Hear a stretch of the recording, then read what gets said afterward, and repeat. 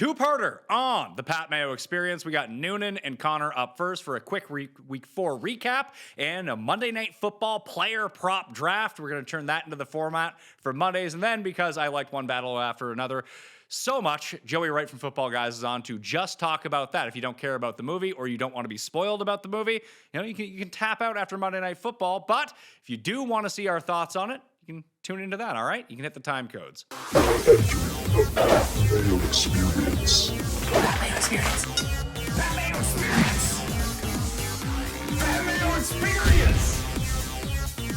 Experience. Welcome to the Pat Mayo Experience, presented by Underdog. Monday Night Football picks and preview, plus a recap of week number 4. If you are interested in Monday Night Football, do I have a surprise for you? A Monday Night Football Jets Dolphins watch along live on Mayo Media Network with me, Cust, Garion, and a slew of friends joining in. I think Paul's going to jump on. I think Jeff is going to jump on. It's going to be a time as we watch Cust sweat the Jets on Monday night against one of his most hated rivals in the Miami Dolphins. But we got to talk about that game too to see if we can win some money. Fortunately, I have brought in Conner Allen and Ryan Noonan from Betsperts.com to break this all down. We're going to be screen sharing the Sharp Stack app to see if we can get some bets in. But Conner, how did your Sunday go? Yeah, a lot better than last week overall. Felt good, but ended up with a nice, dagger in the heart with, I played some Javonte Williams unders. So, of course, Miles Sanders going to get injured after 16 yards at half for Javonte Williams. Devontae Wyatt out. Cowboys having the best offensive output since they played the Giants. So, of course, all that had to happen and ended up like I'm a little bit positive on the week. But it's one of those where you're like, okay, this is what's going to happen. This is it. Turn the game off. I'm like, I'll catch up in the morning on it. Noonan, I was feeling pretty good, and I went to bed at halftime. I was like, this game's like kind of close. I'm sure the Packers will pull it out. I wake up, it's a 40-40 tie. I'm like, what the fuck happened here? So I had to go back and watch the game and then realize, like, oh shit, I took Green Bay and Survivor. I'm out. I paused the game because I still was in like my Ryder Cup aura, and I was just kind of really still wanted to bake in it. So I wanted some like post game stuff. I wanted to watch a little bit more content. Wanted to build a model for farms, so you and I could talk about that. So I went into golf mode for a little bit, and then all of a sudden I'm like, well, let me just turn it on and see what's going on and buzz through it, and ended up staying up way later than I wanted to because the game got pretty wild and wonky. But yeah, tough scene for a. Conner and I were victory lapping our Ravens Packers Super Bowl bets a couple weeks ago, and I don't think we're feeling quite as confident about that as we were at the end of maybe week 1 or week 2. Now, no extra news has come out on the Lamar injury as of yet, Conner, but if it's a hamstring injury, it feels like he's got to miss at least 1 week, doesn't it? Yeah, I mean, the fact that he went to the sideline too, like didn't even go to the blue tent, was just like sitting there, helmet off, hanging out. Also, too, when you think about like Lamar as a player, it's not like, I don't know, some immobile quarterback that can just like hang out there and dish. Like, I mean, Lamar's best asset is like his ability to move and be a playmaker off that. So even if he does play, like he's definitely not going to be 100%. I thought the Chiefs did a really good job, Noonan, of bottling him up and just being like, hey, you're not going to run. It's almost the same thing that the Browns were able to successfully accomplish against him for 2.5 quarters, and then he just started beating them deep. But also the Browns can't score, so that's a problem. And eventually you get got. The Chiefs, I mean, the Chiefs look good, man. It shouldn't be shocking that Worthy opened up everything for them. Or maybe, as we kind of pointed out, and I bet the Ravens in the game, I was way off on that the Ravens defense just stinks because they're down half their defense. That matters. Cluster injuries are a problem. This is 3 straight games, though, of Lamar actually just looking pretty bad. You referenced the Cleveland game. He looked unsettled for the entirety of that Detroit game in prime time, and then more of the same. Spags blitzed him at a pretty high rate. I haven't got to that yet this morning, but I think it's over 50% of the dropbacks, and they pressured him a ton. So just looks unsettled. They lost Ronnie Stanley in the middle of the game, too. So, defensive injuries, but you also lose your left tackle. So down bad in Baltimore. The only good news for them is that the rest of the division still kind of stinks. So they in a really nice spot where they should probably be safe with Lamar with a hamstring injury. It gets really problematic if you're going to lose him for a month, but you lose him for a week in a spot where they're pretty solid favorites. I think they can get away with it. Weirdly, Conner, I think that if it's a hamstring injury, it's either he's going to play or he's going to be out multiple weeks. That's how hamstrings, I find, tend to work. Yeah, it's something to pay attention to a lot. I mean, if you're rolling out the backup out there, it just doesn't have quite the same level of impact there as Lamar would. But I think they're going to be able to get away with, like to Noonan's point, like kind of coasting and being okay, but good enough to make the playoffs. And if they round into form, if they're like get healthy towards the end of the season, I could see them making a run in the playoffs still. So I'm not ready to give up hope on the Ravens, but right now, yeah, defense doesn't look good. Offense looks out of sorts. And that was fully on display against the Chiefs. How about the Chiefs? So the Chiefs back? You ready to believe in the Chiefs once again? I think they're actually kind of similar to the Ravens in the sense of like the regular season doesn't even matter. Like they're going to end up, as long as they make the playoffs, like that's all that matters. Like really, because they're getting Rashee Rice back pretty soon. Xavier Worthy looked pretty good somehow a couple weeks after. Like Spags can make their defense look good, on a whim randomly in the playoffs, like he's done 3 to 4 years in a row, basically. So yeah, I think it's a decent buy low on the Chiefs if you want to look in the futures market on Super Bowl, win the division, anything like that. We were touching on that a couple of weeks ago too. We thought there was going to be a buy window coming up a little bit because once they got through this game against the Ravens, the schedule gets significantly softer. And that with the same mindset of all the things Connor just laid out. Now they won the Ravens game, so you're not necessarily getting the longer numbers that we thought. But yeah, I mean, playoffs. When you think about the injuries going on for the Chargers, division is pretty wide open for them as they just kind of hit their stride. Chiefs are 10-1 to win the Super Bowl right now, and to win the AFC West, they're plus 140. The Chargers remain even money because they are 3-0 of the division. They've already figured that part out, but plus 140 sounds pretty good because I assumed that they were going to be 3 games behind the Chargers. I thought that, this is how much I know. I thought that the Chiefs were going to lose to the Ravens, and obviously, like most of the world, I thought that the Chargers were going to beat the Giants, hence making one 4-0 and one 1-3. Now it's 3-1 to 2-2. So I'm like, oh well. And Joe Alt is now out for 3 games for the Chargers. Like they keep just getting like a little bit banged up, whereas the Chiefs are getting healthier. That plus 140 is not bad. I like that. It was like plus 270 last week, and I was a little skittish on it, to be honest, because we were like, oh, they're for all the reasons you just mentioned. We thought there could be even better value the week after, but plus money now. Ignore the first couple of weeks and like look at project these teams going forward. And I think you see a much different picture than what we've seen so far. Are we maybe overinflating this a little bit, Noonan, because they played Baltimore? That maybe they're not fixed offensively. Maybe they just played a Civ D. I mean, Baltimore we thought was a Super Bowl team, right? So, no, I don't think we're overinflating it. It's the Chiefs too, right? They also have just kind of the history there. People go to Kansas City and forget what they're doing at times. They tend to come on the wrong side of things as visitors there. Look at the schedule. It opens up nicely for Kansas City here down the stretch. I think this is kind of one of their tougher little runs, coinciding with Rice being inactive and then obviously what happened with Worthy. So I think the Chiefs stuff is very real. So yeah, we were kind of playing chicken with the number, thinking that 270 might float out to maybe 3.25, and we lost the chicken, but it's still funny. I think it's still viable for sure. The Chiefs running game, though, still just sucks. Like that's a major problem. I don't know how they're going to figure it out. Maybe it's more Bashard Smith, who's been great as a pass catcher, but not all that efficient either as a runner. Pacheco looked fine, I guess, average 5 yards per carry, but 13 carries for 34 yards from Kareem Hunt. Just like this guy's going to average 2.5 to 3.5 yards per carry basically every game until they find something else. So you guys are pretty confident that Baltimore's fine here and they'll make the playoffs. I feel good about it. I think, yeah. There's numbers on that right now. Are you looking at that? I am. What would you list it at? Baltimore to make the playoffs? Yes. Baltimore to miss the playoffs. What do you think that market should be in your minds? They got to be like minus 300 to make the playoffs or something like that. They're minus 475 to make the playoffs. To miss the playoffs, it's 3.5 to 1. Like they're currently in the year from hell already. They're weirdly mimicking San Francisco in a weird way. Now they do play in a division that has no one. Like it has Pittsburgh leading, and Pittsburgh's kind of terrible. But maybe they just end up with all the breaks and end up going 12-5. And then if Pittsburgh remains good, like Baltimore, if Lamar misses time here, and that would be kind of the bet that if he misses 3 weeks and they play the Rams in there and they end up going to 2-5 to start, it's not that they couldn't make the playoffs. It's just at that point, 3.5 to 1 for no seems pretty good.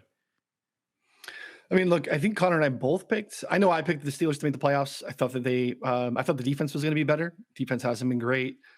Kudos to the game plan. Arthur Smith, in that Ireland game, they get the ball out very quickly. That was a problem in that matchup last year against, when he was in the Jets, the Vikings had a field day. So they schematically were really intentional about Rodgers like not throwing the ball more than 5 yards down the field and not holding it for more than 2.5 seconds. And it worked.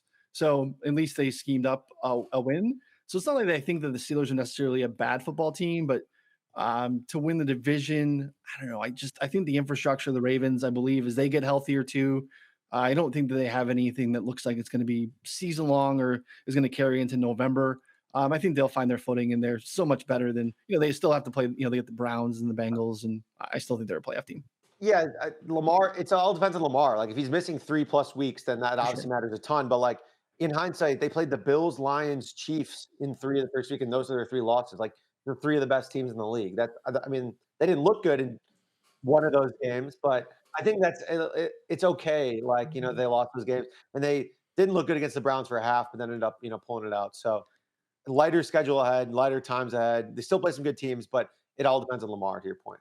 Looks like Malik Neighbors is going to be out for the year with a torn ACL, maybe ready by week 1 next year. That kind of throws a wrench into the Jackson Dart experience and what really should have been a high, beating the Chargers at home in his first ever start.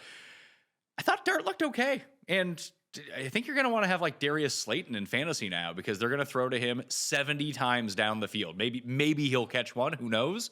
But that's going to be this offense moving forward. I loved how Dart was super chill in the pocket. Like he just like, I don't know, it's kind of weird. He didn't really move his feet all that much and wasn't jumpy. He would just kind of like relax and like then dart out from under, out there and then like start running. I think it was kind of fun. It was like him and Cam Scatterbo. I don't think they're going to be very good, but like they're going to be fun to watch. It's going to be, like Peyton Hillis plotting out there. And then I mean, he's obviously better than Tim Tebow, but like it's like he's just going to run a ton and be out there. I thought it was fun. The receivers stink still. So like it's kind of like one of those things where I don't expect them to win very many games. They had a lot of breaks go their way against the Chargers, but it'll be interesting to watch, I think. Yeah, we'll have full waiver wire pickups for fantasy live on Tuesday's show with Jake and Ian when we go through that. But the Giants get the Saints this week in New Orleans, Noonan. It seems like a pretty good spot to like continue to be right for the Giants. It's kind of a sneaky fun watch. Those teams both play pretty fast, at least what I thought we saw from the Giants in the preseason with Dart playing, and then what we saw a little bit yesterday, more no huddle, more pace. So like that's actually probably a pretty fun fantasy game. You would think maybe a terrible watch, but I think there could be some fantasy goodness, a little bit of optimism for the Giants. Like the rookies have kind of emerged, right? Connor mentioned offensively with Jackson Dart and Cam Scatterbo. Abdul Carter was awesome yesterday. Like 7 quick pressures, which is I think the most I've ever seen. Like 7 pressures under 2.5 seconds. I mean, part of it was obviously the offensive line issues going on for the Chargers, but he's pretty awesome, and he looked that way yesterday. Sexy Dexy gets a pick. Like Thibodeau is playing pretty well, and then obviously Brian Burns is a beast. So yeah, and the Giants have reasons to be optimistic. Unfortunately, they lost Malik Neighbors, their best player. So a little bit of a lead balloon to what could have been a pretty exciting day. Was there a weirder win in retrospect through 4 weeks now than Green Bay over Detroit in week 1 with a dominating, suffocating defensive performance, Connor, where now we look at them like, oh, they give 40 to Dallas without CeeDee Lamb? Yeah, it's kind of tough to reconcile here. I think part of it has to do with maybe some of the indoor-outdoor stuff. Like you caught the Lions outdoor in Green Bay, kind of just like, I don't know, maybe a little bit of a slog, like, first time in the offense there. And I still think that they like pretty much match up pretty well against like that Lions team just overall. But yeah, certainly like looking at it now, like it's tough to really think about because 40 points to a Dallas team without CD is pretty insane. And I still don't really know how it happened, to be honest. It was pretty crazy. Is this a situation where is it now a nice time to buy low on the Packers, or is this more of who the Packers are and who they've been under the Jordan Love era? Is that, they're going to win 11, 12 games, but just every few weeks they're going to be like, what the fuck are you doing? Yeah, I mean, that's going to happen, right, over the course of a season. I'm still buying the Packers. I still think that that's a really good football team. The roster's terrific. Dak cooked. I mean, that's it. Dak played incredible ball with a beat-up offensive line and a bunch of just, Jags a receiver, and they got it done. Like they obviously were up for that spot against Mike as well. Like we all just thought it was going to be Mike up for the spot, but obviously I think they were dialed for that one too. So look, we don't have these games over the course of the season. Where we're just like, what the hell happened there? Like the Falcons getting blitzed 30-0, against Carolina will, even if like Atlanta's not really good, I'm not sure that they are. But that one's going to look back and be like, that's super weird. The Panthers are a terrible football team who were absolutely like curb stomped by the New England Patriots for a solid 3.5 quarters there until the Pats had to take out all their starters. Hope you guys all enjoyed that one. Pretty much football game there. But yeah, I mean, these things are going to happen. So I'm still buying the Packers long term for sure. Any other points you want to bring up from week number 4 before we get into Monday Night Football, Connor? Yeah, the Titans need to fire literally everyone. I was just going to say the Titans are terrible. That was my. Like this is, I mean, one of the most pathetic displays of football I've seen in a long time. Just get rid of all of them. You talked about it last week, is like who's the worst team in the league. We like brought up some other teams as like potential contenders, but probably the Titans. I mean, it is definitely the Titans. We're about to watch the other, toilet bowl tonight with Dolphins and Jets, but it's definitely the Titans as of now. All right, well, let's get into one of those games. Jets at Dolphins is the first of 2 Monday Night Football games. We're doing the live watch along on the channel. You can go set your reminder to that right now up on Mayo Media Network. Subscribe to the channel. Smash the like while you're here as well, and give me your favorite prop for Monday Night Football between the 2 games. The Dolphins at coolbet.com right now are a 2.5 point favorite at -115. The Jets plus 2.5 at -102. I haven't seen anyone pick the Dolphins yet, Connor. It's all Jets all day. Yeah, and I think that the Dolphins are going to win. I don't know. Maybe I'm crazy here, but this Jets defense, like their secondary pieces in the secondary are really bad outside of Sauce Gardner. Like they've just been getting absolutely shredded. And we kind of knew that. Like that's like when you lose DJ Reed, that can happen. You change defensive court, or you change from, Robert Saleh to like an Aaron Glenn defense. And they're kind of just like figuring out what to do because they had Sauce travel with guys for a while. Then they kind of like changed it and played less man, sit back. So like Aaron Glenn's just figuring out something here. And I'm not confident that this is the spot he figures it out with because you have Tyreek Hill and Jalen Waddle, and Devin Achane out of the backfield. Like there's a lot of different moving pieces that can beat you. So I think that the Dolphins offensively are going to have a decent amount of success here. Defensively, I mean, there's not many points of excitement for me, to be honest, there, but I think that they end up winning here and scoring a decent amount on them. Yeah, I like the Dolphins here as well, but then I started thinking, Noonan, it's the Dolphins. That's a terrible idea. Of note, Cuss said that Romeo Doubs was not going to score the first touchdown on the Sunday Night Live show. Of course, he did. We won that at 10-1. He has already said that Devin Achane not only is not going to score the first touchdown, he has no chance to do anything in this game. All right, so we 4-1. It's not good, but we'll take it. Okay, yeah, just hammer some of the other receiving overs or. Sharp Stack thinks his under on the rushing attempts is probably a pretty decent look, but the Sharp Stack EV tool does not know the power of Cust. So I think we need to factor that in. We'll have to adjust the models there off of, Cust laying the wood there on A-Chain stuff. So I'm kind of with Connor. Like, it's kind of a gross game. What a disgusting slate. Games. We have 3 of the worst teams in the league in play here. It's kind of a rough spot. So A-Chain's so involved in the passing game too. That stuff just is of interest to me. His ceiling outcomes, ladder outcomes, longest, alt longest, because he's so explosive. He took, I don't know, so many targets and so involved in the passing game there. They put him in the slot so much. So the A-Chain stuff is actually pretty interesting to me. Yeah, let's do this. Let's each give. We'll draft some prop picks here for the game or bets from the game, and then I'm going to bring up Sharp Stack and we'll play against a computer. Connor, how do you feel about that? Perfect. Yeah, I mean, I don't feel good about our chances, but I'm definitely in on it. I'm definitely in for it. So, all right, we'll do 2 from each game and see if we can beat the computer on this one. So you can go first. Okay. So this is one that I love that no one else listening is probably going to play or like, but I love personally. I like Darren Waller under 11 receiving yards. I think it's probably still widely available at 10. He retired after the 2023 season. He has not played a full season since 2020. He's focusing on his rap career, signed with the Dolphins in the offseason, hasn't played all year. And they already said he's going to be in situational packages and be on a snap count. So basically like 3rd and shorts, like 30, like small red zone stuff. Like Dolphins don't use their tight ends at all. 35 yards, through 3 weeks combined. So I expect Tanner Conner to still be the lead guy here. And Darren Waller, again, he was awesome way back in the day, but now I'm pretty sure he just signed because he's broke or like needs money. Like I don't think that he's even really a viable player at this point in the NFL, given his age and injuries. So I'm willing to take the under here, even at a super low number. So Waller under 11.5, taking a look at it on the Sharp Stack app right now. Code Mayo 50, by the way, to get in on Sharp Stack. That gives you a free 7-day trial. Plus, it gets you 50% off the monthly package that's up there right now. And you can just even see we're just bringing up receiving yards on the prop screen right now. So your Darren Waller under 11.5 is minus 112. Is the best number that's at DraftKings. If you hate Connor and want to fade him, you can go to FanDuel and play over 9.5 yards, Noonan. Man, I don't hate Connor. I don't necessarily want to fade it either, but man, it's just the guy likes some just disgusting bets. Like I just, the things that most people just like pass on and don't even look at. And he's like, yeah, this is it, man. Under 11.5. Like so gross. It's a good sweat all game, all it takes is one to lose, but he's not going to get that one. That's fair. Do you have a prop that you would like to go with, Noonan? I love Garrett Wilson over 5.5 receptions. Even with Fields back? Actually, even more because Fields is back.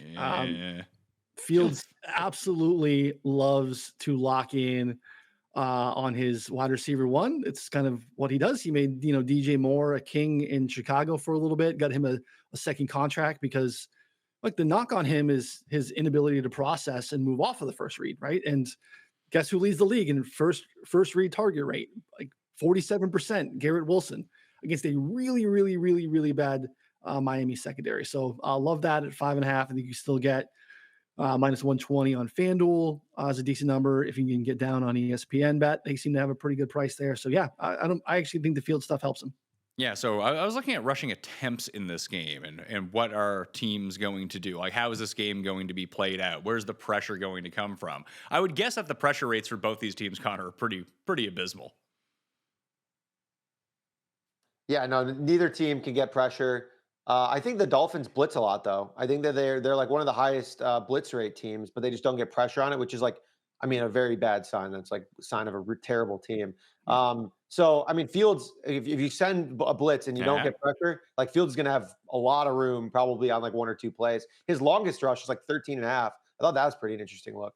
Oh, well, it's funny. Maybe you've convinced me on that because I was going to go with Fields over rushing yards. The best number right now is at Bet Rivers, over 45.5. But longest rush, I didn't even think about that one. We crushed so hard last night on Sunday Night Football outside of betting the Packers, which was a terrible idea. But all the props absolutely came through. Cust hit his Turpin. We hit the Matthew Golden longest reception on the first drive of the game. It's always nice when that sort of stuff happens. But for Fields, it's just the Dolphins can't tackle either, which is kind of hilarious. So longest rush, 13.5 at FanDuel is the move. So that will be my draft pick. Will be Fields over 13.5 longest rush in this game. So per usual, overs for Noonan and I and unders for Connor. And I'm going to guess Sharp Stack is going to do that too. If you go over to the EV tool, and obviously this updates in real time, it's Devin Achane rushing attempts under 12.5 at plus 105. That is by far the strongest play on the board. That really surprises me as favorites in this game. Maybe they think they're good. Maybe like if you were going to go under 12.5, Connor, would you like try to parlay that with like Ollie Gordon over rushing attempts? Yep, Ollie Gordon over rushing attempts, or just maybe like a Jets win, something like that, or like a Jets alt spread. Like if you want to go that direction. But yeah, Ollie Gordon saw way more work last week, and I think they kind of want him to be that thumper and then keep Achane a little more fresh, use him in space. So yeah, we're looking at this being at like 12.5 under 12.5 is plus 105 at MGM. Minus 136 at FanDuel, 12.5, and minus 123 at Pinnacle. So definitely some sharper books kind of juicing the under here, whereas MGM is giving us some plus money. So that's the move, Connor. So who do you think is going to win this draft? Me, you, Noonan, or what? I don't want to. We'll call it Sharp Stack because I wrote down everyone's initials. Like, well, I don't want to be calling it that. It sounds like bad marketing. I like the A-Chain one, but how am I? If I don't like my own play, then why should anyone else? So there, I'm going to go with myself always. So should we do this as one for each game and then a bonus pick, and then we have 3 that we can go through? That's a good play. Yeah, let's do it. All right. So let's go. Do you have a pick in this game? Like, do you guys want to bet either side of the spread, or just let that be? I'm Not cheering for really. my Dolphins worst record bags. So I feel like I already have some action on the game in a way. It's gross. So no other action. All right, let's see if we can make an underdog play out of this. Code Mayo at underdog. Maybe we'll just go 4-0, and that's just the way that we're doing it this week. Let's see. Darren Waller, it's under 10.5 receiving yards at underdog. Connor, would you still play that? I would still play that. He's going to have one target for 0 yards because he's not going to catch it. That's my prediction right there.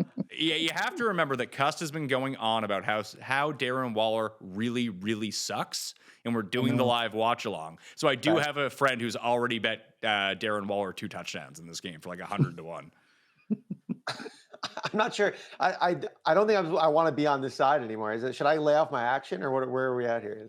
Well, Connor, the good news is actually he can catch 2 touchdown passes and still go under 10.5 yards. So Yeah, 2 for theoretically, 6. you're still alive. You could both win. Is he still the fastest man in the world?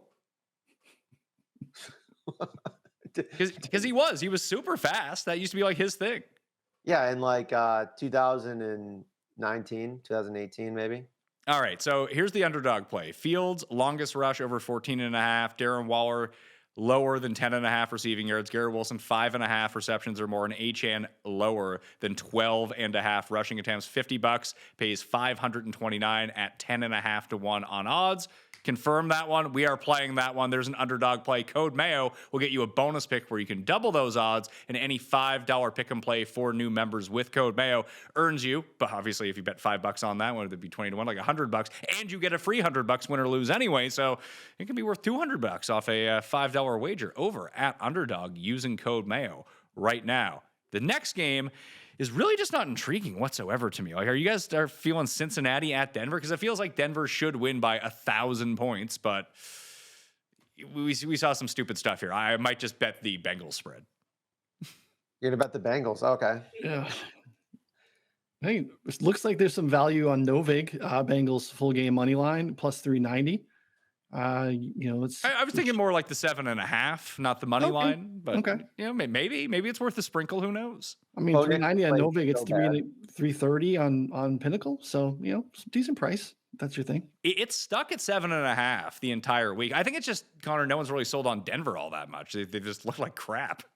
They look awful. I mean, Bo Nix is like, no matter how you slice it, he's like the worst, completion percentage over expected, whatever metric you want to look at. He's like bottom 3 in basically everything right now, with a better supporting cast than he had last year against teams that are like not necessarily elite defenses. But again, this Bengals defense has led it up to literally everyone this year. Anyone who's they played against, if Bo Nix isn't getting it done today, I mean, there needs to be some conversations had about what's going on there, because he's played awful so far. So yeah, I don't know. I mean, I lean that he's going to find a way, and that Jake Browning absolutely stinks. So I would go with the Broncos here, but I'm not sure if I'm excited to lay the 7.5. Prop. There's a bet on the board that I'm surprised Connor hasn't laid out for us. Though historically he has really. It's my bet. I know exactly what you're talking about. All right, hey, give it up then, Connor. What's the bet for this game? It's got to be Jake Browning under 220, right? That's what you're going with? It's not, but I thought that was in play. I know you really like Yoshivas, but Yoshivas is out there running wind sprints these days. He's out there all the time. He's not even looking for the ball because he knows it's not coming his way. 11.5. You're right in your wheelhouse in terms of what the actual number is. Now, again, I know historically Yoshivas has made us some money, but it's not great right now because it's not tied to Burrow anymore. And he's out there all the time. I know. See, that's the problem is like, I love Yoshivas for basically no reason other than him making money. He's pretty bad, but he's going to be out there, like opposite of the Waller bet. He's going to be out there a bunch and like probably running a ton of routes, like you said. And his line is the same. It's 11.5, but he just can't get targets. Whereas Waller is like definitely bad and is not going to be out there very much. So like, I don't know. I have a tough time with the Yoshivas, even though he's probably, like you said, a good historical fade. But for my like official prop, I'm going to go with Browning under 220. Threw for, I think, 140 last week in a blowout loss. Denver, again, really strong secondary. I think kind of finding their way here. I think they could try and run. The Bengals could try and run the ball more. And Denver's just going to try and, I don't know, not kill the clock, but essentially just figure things out on their own end. So I like Browning. The only way he gets there is if he throws the ball like 40 plus times, in my opinion. I can see him throwing the ball. I guess it depends on how you think this game goes. If you think that Denver covers this number, Noonan, like the passing attempts on Browning over should be pretty high.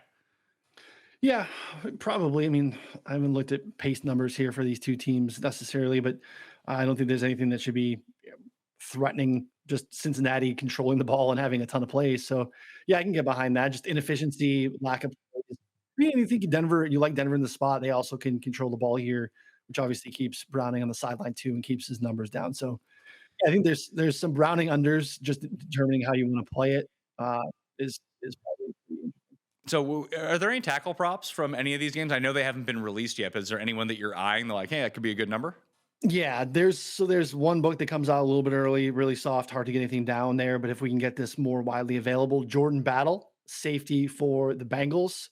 Right now it's over 5.5, minus 105 on Hard Rock. If that becomes widely available, that would definitely be an official play for me. We've seen this now for I don't know what 3 games in a season. Safeties against Denver are just consistently going over their baseline metric, whether that's just, where they kind of, sometimes just a lot of running, throwing the, running backs in the flat. These things kind of correlate with, safeties, especially safeties that play a lot in the box, and Battle does. So 5.5, I think I have his projection probably like 7.2 or something like that. So that's a pretty strong play. If we get that more widely available, Battle would be the play. You know who I'm kind of digging in this game and where I'm going to go with my prop? I got to find the best number here. Let me pull up receiving yards. This is such a donkey play, but this is where I'm going because I'm feeling it, Connor. You know how that's how you have to make all your bets. If you're really feeling, I'm not trying to find some under 11.5 or over 5.5 on some jabron. There are 2 guys that I want to find. One is Jamar Chase over 63.5 receiving yards. It's just, we're never getting a lower number than that, are we?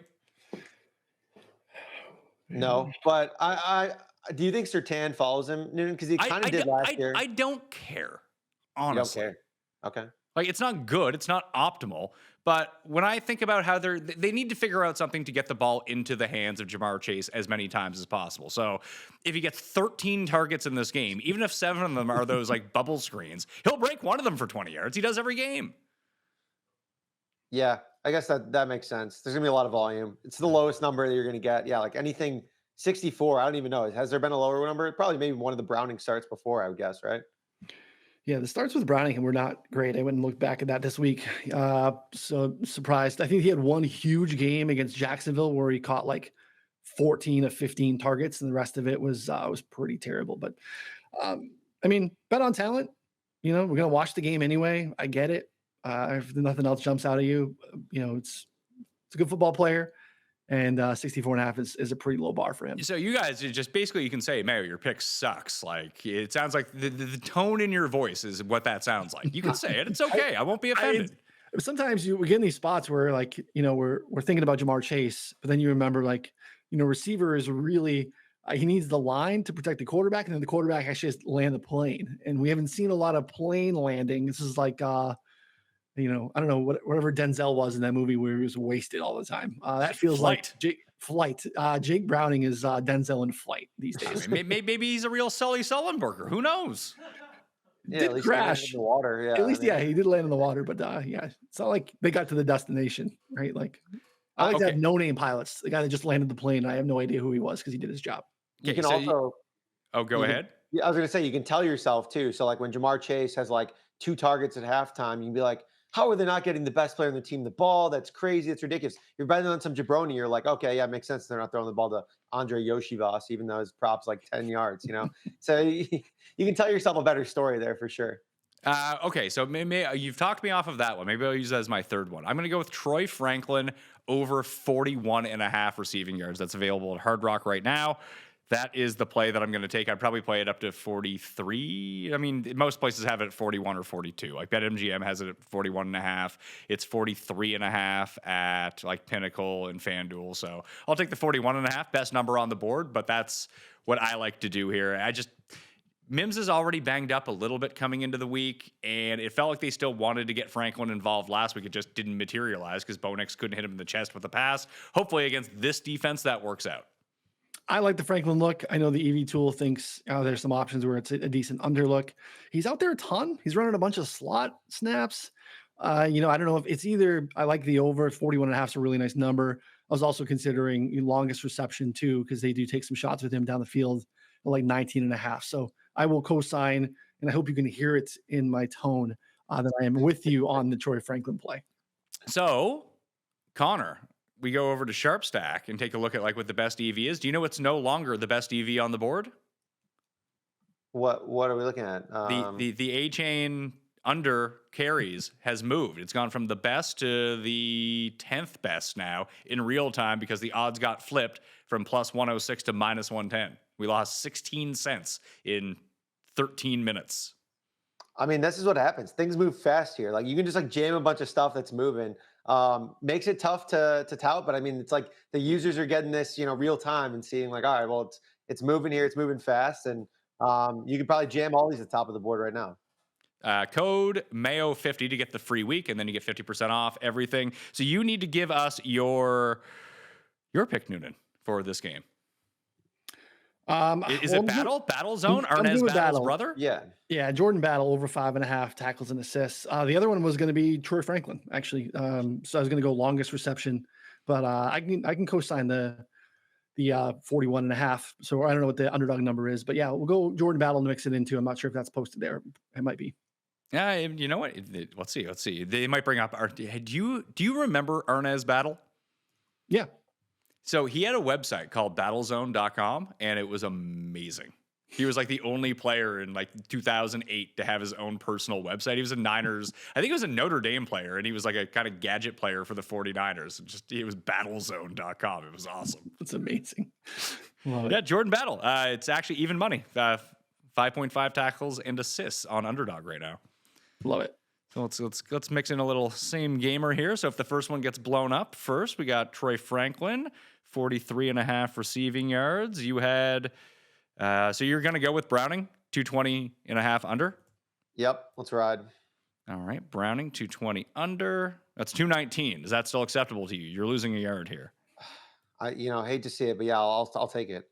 It won't matter when he's $1.60. That's the Ingram one has already been beat down to 0.89 on underdog. So we're going to leave off the Sharp Stack one on that. $50 pays almost 300, 293 on that three banger for Browning under, Franklin higher, and Jordan Battle higher on 5.5. Of note, Connor, you did give Noonan, you gave me a tackle prop on Sunday for a guy who was 5.5 for the under, and I think he had 31 tackles.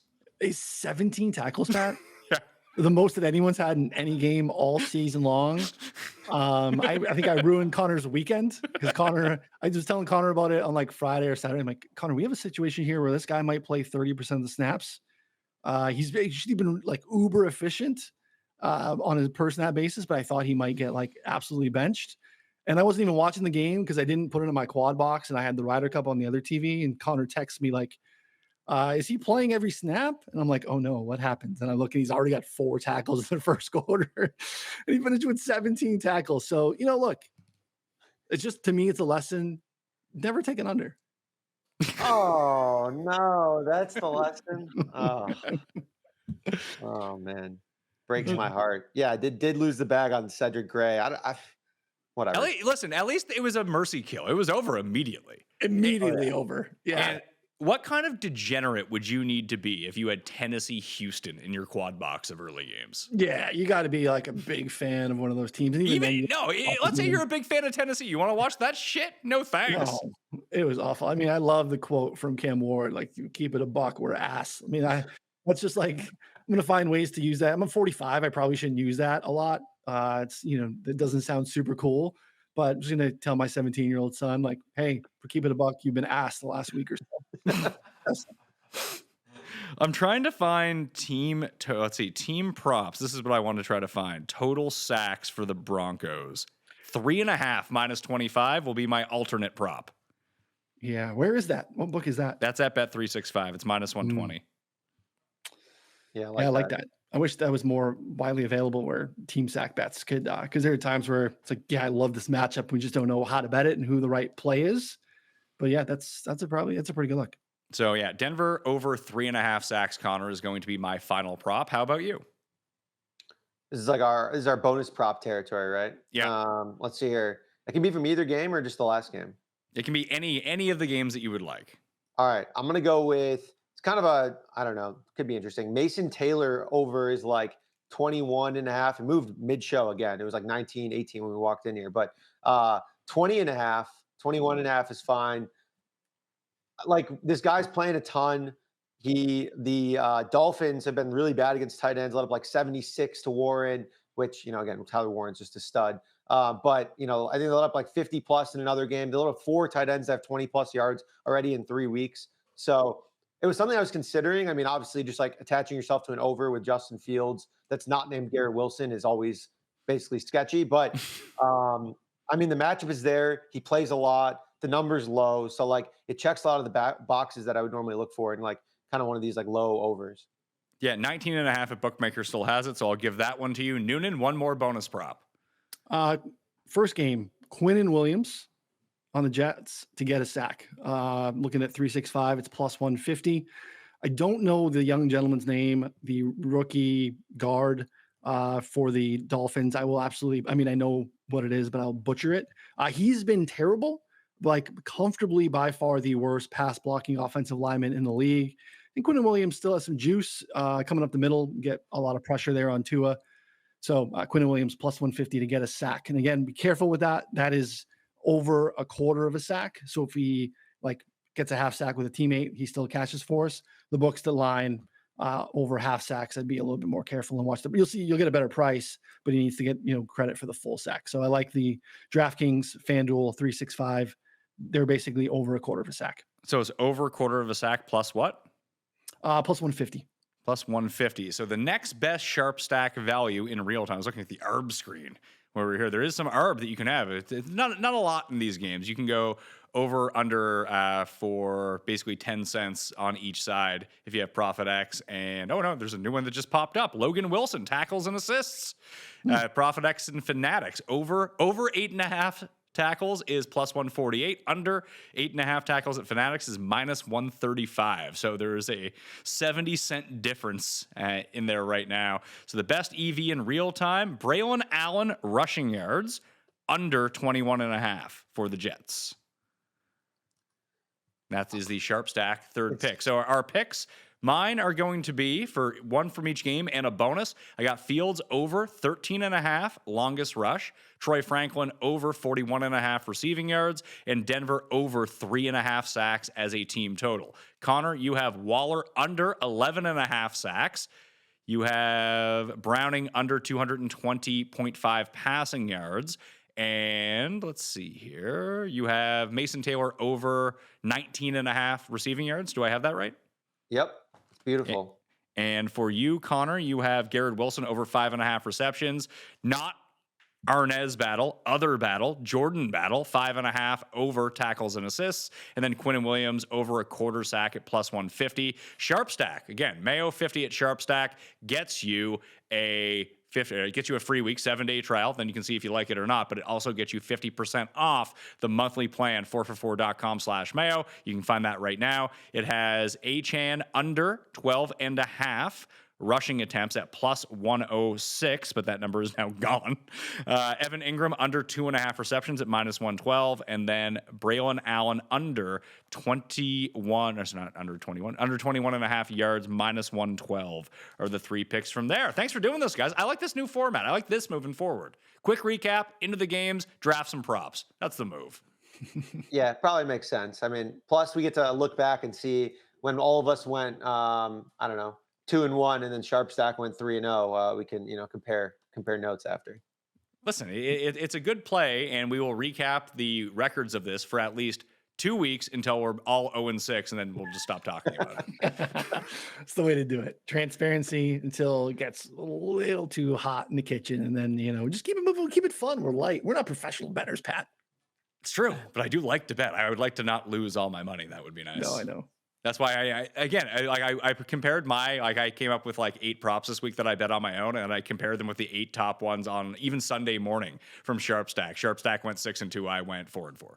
So I should just use the computer, honestly. Yeah. And not parlay all my props together. Yeah. Oh, the stuff that I tied to Cedric Gray under 6.5 when I saw that open, so expensive. It was such an expensive weekend. The Euros made it up for me a little bit, but it wasn't enough to get even on Cedric Gray. And then to know that I passed it to my friends and all of our subscribers Those don't feel good. Just know that your loved ones now hate you. So Yeah.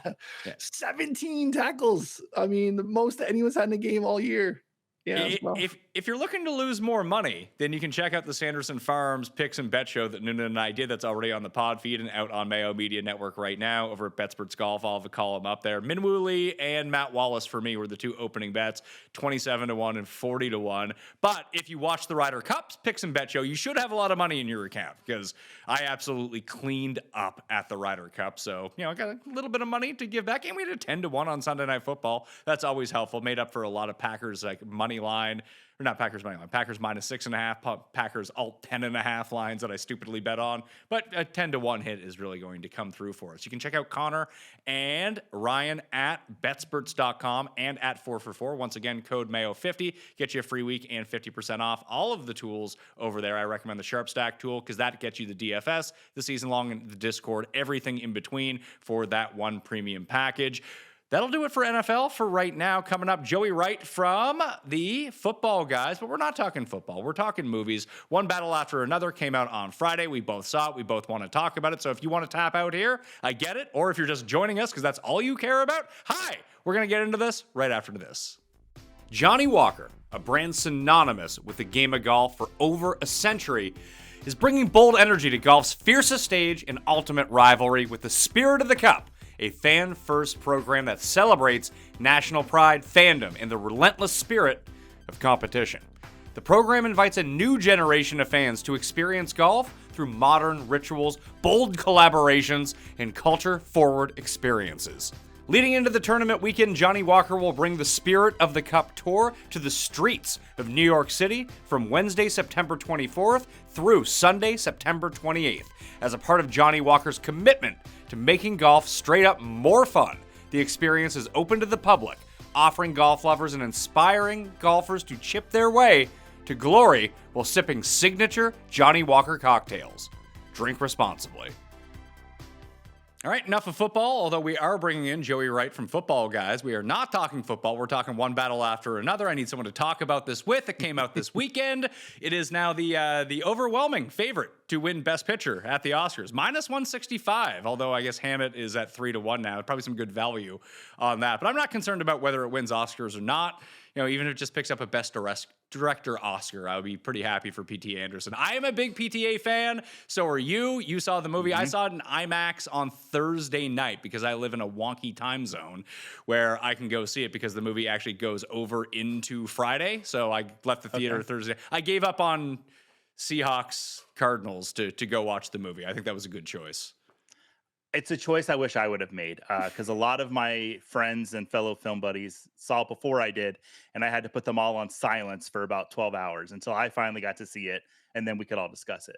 I went to the movies twice this weekend. That's the most I've been to the movies in ages. I went and saw this on Thursday night, and then I brought my kids to go see Gabby's Dollhouse, the movie, on Saturday. I actually put out the tweet. There was a guy sitting next to me who brought his daughter, and he was mainlining online slots the entire time. He had to redeposit 3 times, and he asked me to watch his daughter for him, like just keep an eye on her for a second. He had to step out. And I was like, I must have to go to the bathroom or get some food. He walked directly to the exit, like the emergency exit. And I guess he propped open the door, and he came back just reeking of cigarettes. I was like, this guy is a true hero. He sounds like a character from One Battle After Another, honestly. Yeah, I don't think he had the political drive for anything like that, but he just wanted to play slots in peace. If he had to be at a kids movie, that's what he wanted to do. It gave me cover because I was streaming the Ryder Cup the entire time. At a kids movie, you can stream stuff on your phone. They don't really notice. No. Sometimes they'll have the lights actually up a little bit in the kids movies. So yeah, I think that's fine. I guess, I was going to be in this tank for this movie either way. And it hit the expectations that were set for it, which were really big, calling it, the best movie of the decade, the best movie of the past 10 years. I would tend to agree with that. I don't think I've seen a better movie. 15 years, maybe Social Network. And I'm sure I'm forgetting something in between here. Like, I liked it more than I liked Parasite. I liked it more than I liked Get Out and some of those other movies. I haven't been as big of an avid moviegoer as I used to be since I started having kids. I just don't have time for it. I've seen more kids movies than anything. Like, was it better than Despicable Me 3? Maybe. Who's to say? That had a great A lot Trey of Parker. similar themes. A lot of similar themes between Had the a two. big Trey Parker performance in that one, which I thoroughly enjoyed.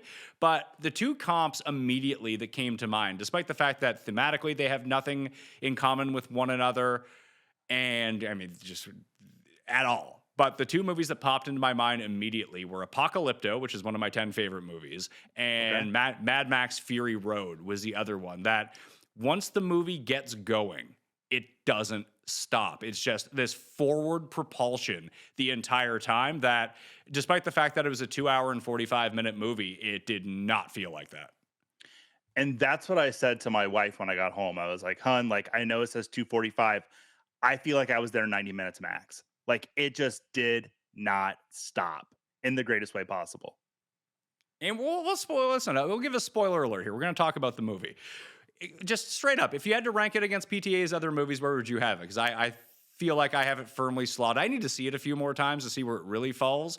But I feel like he has, this included, has 5 great movies and then 5 like pretty good movies. And this is one of the 5 great movies. I have it at number 3 of his 10 films right now. So I have it 4th, and I just need to live in it for a little while. It's going to be tough to knock anything off of Boogie Nights, Magnolia, or There Will Be Blood for me. Like there are very few. You can see behind me, I have lots of films.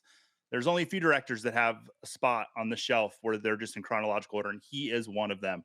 I would put it behind Magnolia at this point, but walking out of the theater, I said to my buddy, I was like, very easily this could pass Magnolia for me. I don't think it could pass There Will Be Blood, though. I think that, in my opinion, is the greatest film of the last, 20, 25 years. Yeah, I'd say that There Will Be Blood is the best movie of the millennium, but I do not have it at number 1 on my PTA list. I'm like you. I'm Boogie Nights. I'm Boogie Nights too. Like that's number 1, but I differentiate between favorite and best film. I would tend to agree with you. I mean, my favorite and slash. I mean, it is a great movie. I mean, even if people would call it a Goodfellas ripoff, that's great. It's a funnier Goodfellas, even better. But Boogie Nights, There Will Be Blood, One Battle After Another, Phantom Thread, and The Master would be my top 5. I like Magnolia enough. Magnolia is super rewatchable. It's kind of it's not even as a weird movie. It's just it's too much. There's too much going on in that movie. I think for Magnolia, my thing is like your first love. Like Magnolia was the first PTA movie I saw. I saw before I saw Boogie Nights, and then I saw Boogie Nights later. So it's always hard to kind of like kick that out of the spot. And I think it has the best Tom Cruise performance, period, across any movie that he ever made. So better than Tropic Thunder? Yes. Yeah. Frank T.J. Mackey lives in infamy in my mind. For better or worse. I'm with you on that. I feel like that movie was just written by, I mean, PTA was what, like 29 when he made that? I feel like he was pretty coked up when he made that movie. Oh, 100%. And I mean, who's to say he wasn't for this one too? But it feels like he's really changed. Like even to hear him talk now, he's so like demure. Like he's not. I remember watched. Like, I think it was the Magnolia audio commentary, and he's like basically like doing lines during the commentary. He's just fired up the whole time. It's no Armageddon DVD commentary, which no. We don't have was it Michael Bay yelling at Ben Affleck? And Ben Affleck making fun of Michael Bay the entire time. It was just amazing stuff. So let's talk about this. Mm-hmm. It is the now front runner for Best Picture. Also, it just came out. It's critically acclaimed. And when I saw it, I was like, people are going to hate this movie when they see it. It was advertised as something that it wasn't, and that usually doesn't work, but I haven't seen that much negativity about it. No, like I had mentioned before the show, all of my film friends that saw it before I did, I put them on silence, but I started seeing their letterbox reviews. It was 5 stars, 5 stars, 5 stars, nothing below 5 stars. And I'm like, oh man, I do not want to go in with this anticipation, with this expectation. And it was exceeded. I think it's easily the front runner. There's at least 6 or 7 categories I could see it just walking away with this year at the Academy Awards. Score, I don't think Sinners is going to get score. I think it is going to be One Battle After Another. I think it's Johnny Greenwood's time. It's funny because like the final part, like the final, I guess, 25 minutes, final 40, however long that lasted. That was the thing. Like there's an opening prologue to the movie. It's funny because I came back and told my wife the next morning because she was asleep by the time I got home. She's like, how was it? I was like, it was great. It's like this opening prologue, like it cooked. It was like 15 minutes. It was real snappy. Turns out it was like 45 minutes long. Like we had said earlier, it just moves at such a steady and fast, not just steady, just a fast pace. It's hard to not lose yourself in the movie for sure. Do you think that the themes of the movie are going to be misconstrued? Because I feel like they are. I think they will be. And I think it boils down to, why do you go to the movies? If you go to the movies to check out and be entertained and feel good, you're not going to like this movie. It's going to be awful. You're going to hate your experience. But if you go to be challenged and to think and see stuff that maybe makes you a little uncomfortable, because it's a very absurd and funny movie, while it's action packed and moving fast, I was laughing just as much as I was gripping my seat for So the majority of the movie. I was doing the same thing, and there was a couple like big physical comedy performances from Leo, and I felt like I was the only person in the theater laughing at it. But the same experience I had with Phantom Thread. My friend and I went to go see it, and like we were laughing throughout the entire movie, and no one else was laughing. And then I went back to like subsequently watch it like 4 or 5 times. Like, this movie's fucking hilarious. I don't know what people missed here. I missed it the first time, how funny it was. And then a friend went back and he's like, you got to watch Phantom Thread under a different lens. I did not like it. I was just like, I just don't think I'm the demo on this one. And then going back a second time and watching Phantom Thread, I'm like, okay, yeah, I just missed how funny it was the first time. If you choose to take this movie seriously, which in parts that you should, there's very dramatic parts to it. But if you choose to see it as a satire, which I'm pretty sure that was the intention of the entire movie, that it has a bit more serious Doctor Strangelove vibes. And then it just turns into Doctor Strangelove at the end. Well, if you look at who he's casting in these roles, Quentin Tarantino gets a lot of love for like, oh, he can pull so much out of so many actors. I think PTA actually does it at a higher level of difficulty. He will go get a head writer from SNL, Jim Downey, stick him in the movie and make him a prominent character. And not only is he prominent, but he's perfectly cast, because you've got, what is it, the Christmas Adventures Club is what they're called. If you put 3 serious actors in there, it loses all the comedic element. But sticking somebody like Jim Downey in there as the centerpiece instantly makes it hysterical. And everything they say, including just the name of their club, is absolutely just so absurd. You have to laugh at it. You can't take it seriously. Because if this movie is serious, then the protagonists, like the heroes of the movie, are the protesters, and they basically what is a domestic terrorist organization, and it's not. I feel like there's a big juxtaposition in this movie that is going to go over a lot of people's heads, because you center it around these people, therefore they are the heroes, but they're not, and that's kind of the point. The hero of the movie is really Benicio del Toro. 100%. And I know we kind of big spoiler tag here.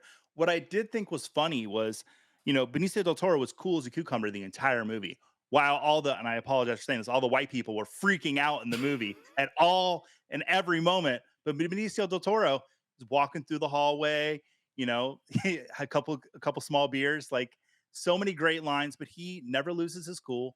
He's calm, even in the face of all of this madness. He's walking Leo through his house and through this like corridor. It's almost like a labyrinth. And he's taking time to introduce him to every member of his family or these people that work with him. So good. just while Leo's looking for a plug to plug in a brick phone.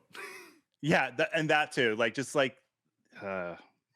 The 2 biggest laughs I got out of it, when I talked about the physical comedy from DiCaprio, was him either falling off the roof, which I don't know how they shot it, because it looked like a static shot of him falling off a roof and then getting up. That whole sequence was hilarious. Or him when he first goes to Sensei's dojo and he's trying to get low, but he's like trying to climb across the karate floor and he can't do it. Just top-notch stuff. Hilarious stuff. You talk about the scene on the roof. Like, did you just not feel like that was straight out of West Side Story? Like the way that the piano was kind of tingling a little bit. It felt like almost like I'll say 20 seconds. It felt like almost like a movie musical. It was, but it was just involved with like, hey, here are these guys. They're easily getting over things. Here's DiCaprio trying to like hold his phone in place, hold a bag in place, and being so wildly out of shape he can't climb anything. I think for me, the funniest scene that I got was one, because like I said, if you go to the movies to be entertained and check out, when I go to movie, if I see someone that's made fun of for maybe something I do, I enjoy that. I like a little self-deprecation. And the parent-teacher conference, when he looked around the room and he's like, there's a lot of slave owners up in here. Like, that is the kind of stuff I say under my breath when my wife and I go in for parent-teacher conferences. So I thought that was hilarious. And so, like, you have to be able to laugh at yourself in a movie like this too. It was funny. Like, there's that part of it as well, of him being like, being this radical protester and just being Mr. Super left wing in 2005, 2008. Then we're 16 years later, and he still wants to be that guy, but he's just inherently older now, and he doesn't get how the young people do it anymore. And asking like what the pronouns were at the door. I just want to be able to say the right thing. Like I don't remember where I heard it recently. It's like when you become a dad, you kind of become a loser. And there's a lot of truth in that. Like there really is. Like I'm a dad, I've got 2 daughters, and like my coolness factor went away when they were both born. It's gone, well far gone. And I'm just trying to get through that most days. And him on the phone trying to with Comrade Josh, and him just berating Comrade Josh. I don't give a fuck, man. Give me the fuck. And it's funny, like that sort of stuff. Like that's where I think the satirical elements come in, because the guy, you're really invading my space right now. It's very triggering language. I'm not in the same fucking room as you. And this guy on the other end of the phone is kind of cost him time to go get his daughter. Yeah. It's somebody called it the anti-Taken point of view, and I thought that was brilliant. Like, Liam Neeson definitely is far removed from Leo's character in this one. But trying to think about like the protesters versus everything else, like the protesters are framed as selfish, as reckless. All of them basically die by the end of it. Like it does not work out for them. Whereas you see someone like Benicio, who really is the hero of this story. No political violence that goes on with him. The community works with him. He's just kind of operating underneath the scenes. I thought that was a nice juxtaposition that it's frankly going to be lost on a lot of people, just with the way that people watch movies and the way that they interpret them, that, oh, the movie is centered around these people. They must be the heroes, but they're just not. 100%. One of the criticisms I actually did here was that the movie's anti-military, and I completely disagree with that. In every instance that you see in the movie, I think what it's anti is people using power in a negative way. And I can't wait. I'm sure we're going to unpack the Sean Penn character if we have time. Wow. I really hope Best Supporting Actor kind of falls in his favor this year, because he was terrifying. I mean, he was a movie monster. And I think we said spoiler, so if you're still listening, please, I'm about to spoil something big. After the big car crash, and he gets out and he's walking down the highway with blood dripping on his face, like Michael Myers or Freddy Krueger or Jason. He just won't die. He was very much a movie monster. I love the way he's portrayed. A little too real for me at moments, to remind me of some people that I've encountered in my life. Very small detail, and this isn't anti-military, but I lived on a military base for a long time. And the way that the hairstyles are for when the guys take their hats off, it's perfect. It's like little bits of waspy hair just like sticking out. And it was like, anytime you see a military movie, the hair is always perfect. And if you've ever lived on a military base, when airmen or sergeants take their hats off, their hair is always kind of just a little bit messy, but they've got a nice clean haircut, so it's not completely messy. I thought that small detail was so good. It's so weird that I point that out, but it stuck out like a sore thumb to me.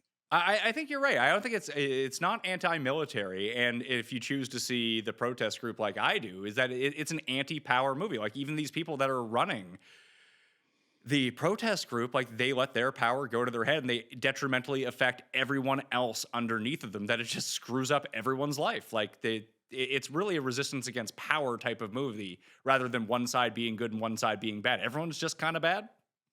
Yeah, and isn't that kind of how it is a little bit? Or listen, maybe not. I don't know. Yeah. I mean, it felt like, I mean, people are going to say this is a movie of the times, and it is, and it isn't, because a lot of it is like, oh, we're going to make all this radical change. And then you get to them 16 years later and everything's just got fucking worse. Nothing worked.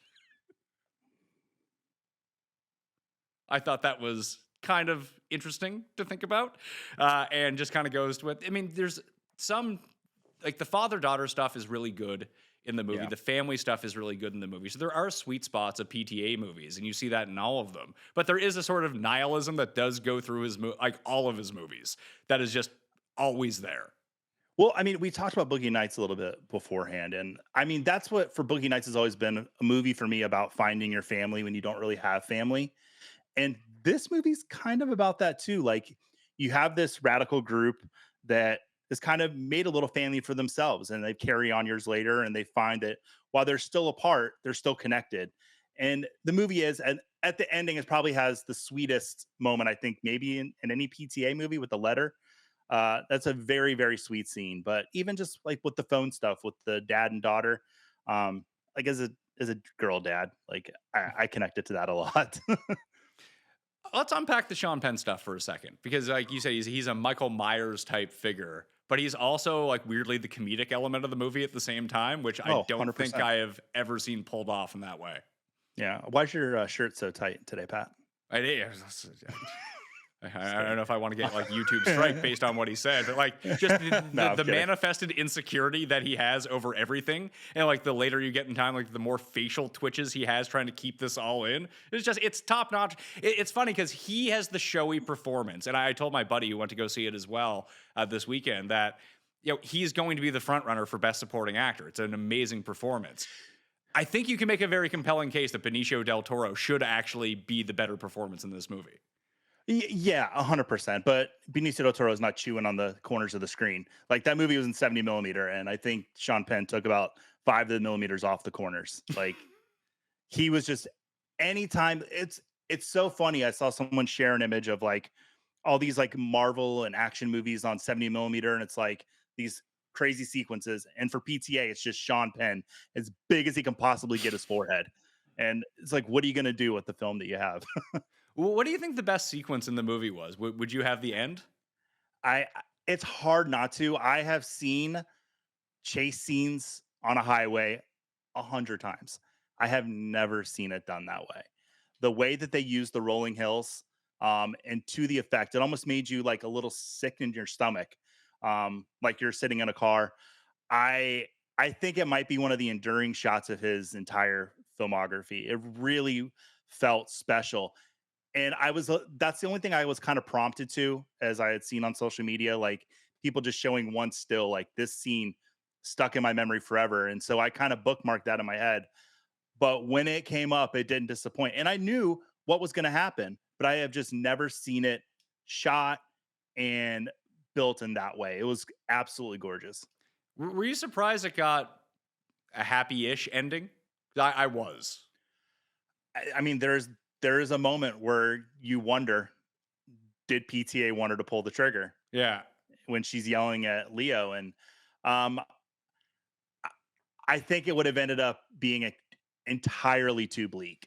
I don't like a happy ending, but I was kind of glad we got somewhat of a happy ending. For some of the characters. For some Regina of- Hall's really good in this movie too. She is really great. And I think that's the one thing from the movie. I'm going to actually not criticize it, but that was the one thing I was kind of left wondering, and maybe I missed it. But like, I felt like her story wasn't completely tied up. Did I miss something? I don't think so. I guess my interpretation of that is everything that Sean Penn did in that town basically gets wiped away because they don't want to acknowledge any existence of it happening. So I feel like I don't want to say, I mean, either they killed her or she's free to go, one of the two. Like if Leo and his daughter are just living there at the end, seemingly unconcerned about like any retribution against them, I feel like they probably would have let her go. Yeah, there does seem to be an aura of, okay, we're moving on to the next chapter without the fears that we had in the past moving on with us. I mean, they go ahead and they both get cellular phones. And, something I was talking to my wife about was, I think Leonardo DiCaprio is easily the most memeable actor of the last probably ever. Like every movie that comes out, there is an image or a meme that comes out of it. We've got the money from, Wolf of Wall Street probably has like 6 or 7, but the money from Wolf of Wall Street, the pointing from Once Upon a Time in Hollywood.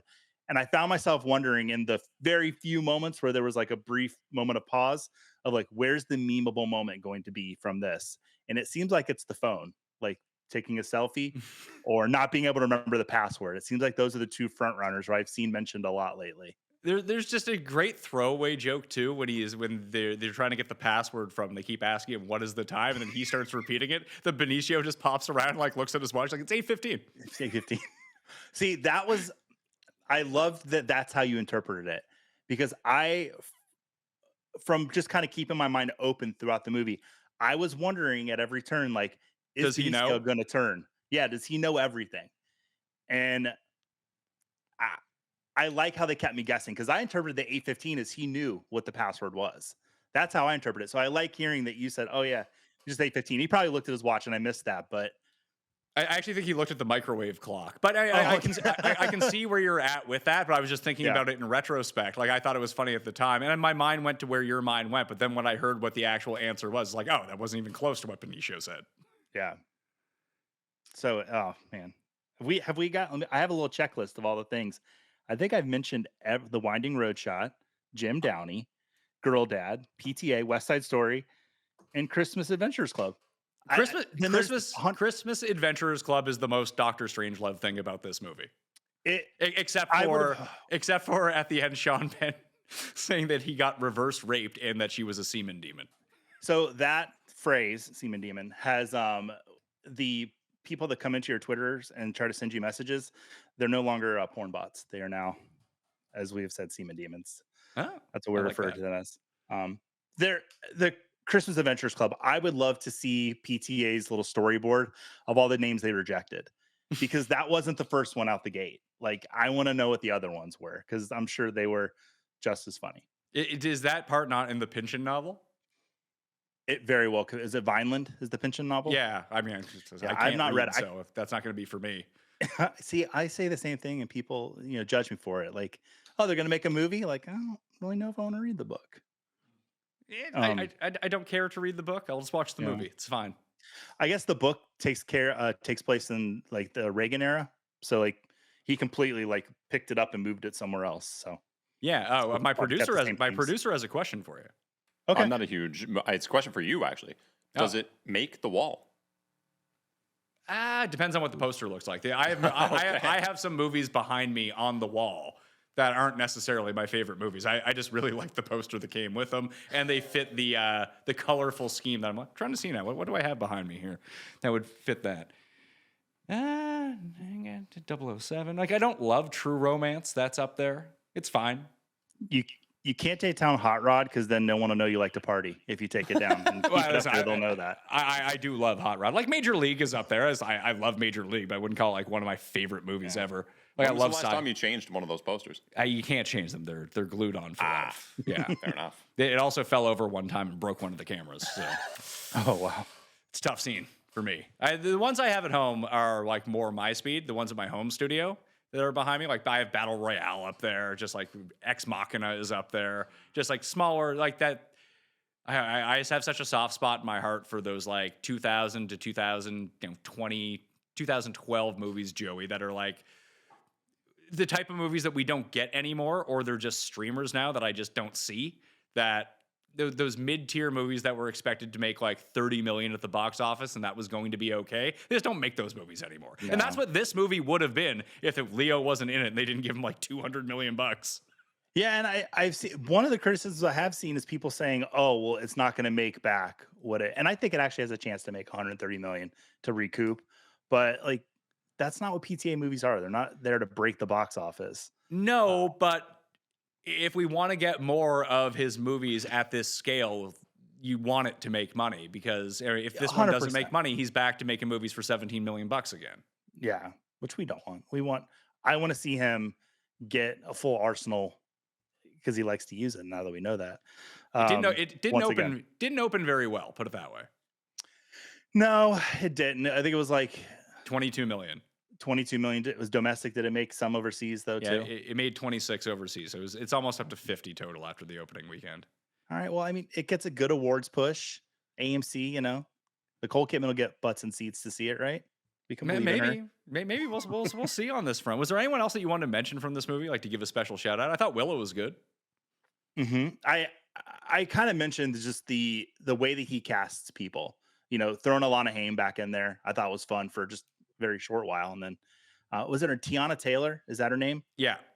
I have never seen her before. Me neither. She was great. Recall. She was fantastic. She's also a horrifying character. Oh, terrifying. And she is terrifying in the sense where she's going head to head with Leonardo DiCaprio and Sean Penn in a very tense scene with Sean Penn. Like, oh man.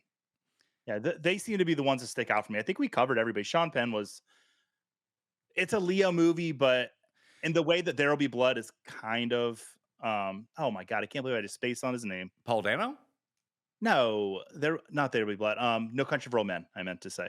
Oh, how No Country for Old Javier Men Bardem. is Yeah, that's but a Javier Bardem movie, really, even though it's a supporting character. I wonder weirdly, if that's what the legacy of this is. well, for yeah, Sean Penn. I want to see what the audience score is for this. I guess not enough people saw it to really make that big of an impact. But like, if it's being sold as this like Christopher Nolan Inception type action movie with Leo at the center, it's not that movie. It didn't even really feel like Leo was the main character in this movie. No, I mean, it kind of felt like Willow Yeah. for a lot of it, and Sean Penn had a big part. Yeah, Like when we like divvy up screen time, I'd be curious to go back and see how like what percentage of the movie is Leo actually on screen? Is it like 30%, 33%?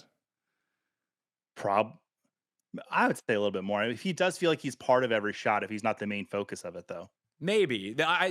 You said that you like the end as the best sequence. I think people could go to the chase down of the entire group where Sean Penn comes after them and just nails them all as a part of the prologue. That part's awesome too. Like that was PTA flexing the budget of that movie. Like that looked fucking awesome. But my favorite part is when the moment Leo shows up to Benicio's dojo through him falling off the roof is just, it's hysterical. It's tense. It's awesome. Yeah. It's hard to disagree. I think when I go back and see it again, there'll be another scene that I'm like, oh, I can't believe I didn't appreciate this as much as I did the first time. Because like you had said, it moves so fast. You kind of are always left catching your breath a little bit. There's the scene with where she's trying to escape the car. Or no, she's got the hand ties outside of that office building where I'm assuming like the white bounty supremacist hunters group is. Okay, yeah, white supremacists are in there. And like that whole scene is just like, what is going to happen? PTA kind of cut his teeth on ensemble pieces, and this is kind of a throwback to that, where There Will Be Blood's very much Daniel Day-Lewis. Yeah, Licorice Pizza was a two-hander basically. So yeah, the master of Phantom Thread. You're getting, but it's funny because it kind of mixes both. Like this, you would call this an ensemble movie, but it's usually just one-on-one with a large cast, and then they get paired off. Whereas something like Boogie Nights and Magnolia, where a lot of people just interacting with one another as a part of that large ensemble. Mm-hmm. Yeah. Did you like Inherent Vice? It's my least favorite. It's my least favorite too. I feel like I need to rewatch it again now because I can see like there's so much between like Leo and Joaquin Phoenix from that movie that I'm actually kind of shocked that Joaquin Phoenix didn't play the Leo role in this movie. I think there very much is a world where that would have happened. Inherent Vice. I've watched it through once, and I've gone back a couple times to try to rewatch it, and I just can't get into it. Now watch, 20 years from now, that's like the hidden masterpiece from PTA. It's reclaimed. I don't know about that, but and people feel that way about Punch Drunk Love too, which is a movie I've seen a bunch of times. I used to have the nice DVD back in the day. It's a fine movie. It's like most definitely not one of my favorites. He definitely has some S tier movies and some movies that are really good and fun to watch. Like I liked Licorice Pizza a lot. I don't think it's on the level of this or There Will Be Blood or Boogie Nights. Yeah. All right, Joey Wright. Tell everyone where they can follow you or subscribe to your Letterboxd. Yeah, the Joey Wright on Letterboxd. Please go follow me over there. My favorite thing to do after a movie is to read Letterboxd reviews. One-line Letterboxd reviews are the greatest thing in the world. Let's all read them because it brings us all together. I'm over at Football Guys. I do a Tuesday night trivia show. I wrote it earlier today, so I'll be doing a week 4 review next week, and then I do the Sunday morning start and sit show over at Football Guys. But yeah, follow me on X and Twitter at the Joey Wright. Yeah, movies, football. Joey's got it all for you. Thanks for being on, man. I want to thank Noonan and Conner for being on a little bit earlier to break down week 4 and Monday Night Football. Smash a like and sub to the channel while you're here, and I will see you next time. Mayo experience! Experience!